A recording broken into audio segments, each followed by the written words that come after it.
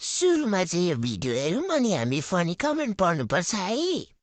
Single room available rent 9,000 only Bagbazar पुल नजिक जो पनि 4-5 जना बस्न मिल्छ। जुन हेरी तिमलाई हेरौँला फुलै टिपी तिमलाई सजाउँला जुन हेरी तिमीलाई हेरौँला ए हेरौँला फुलै टिपी तिमीलाई सजाउँला। सुरु गरौँ।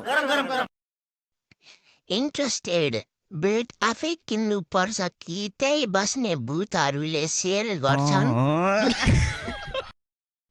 अनि भित्र बाहिर गर्ने ढोकानी छ कि त्यही जालबाट हो?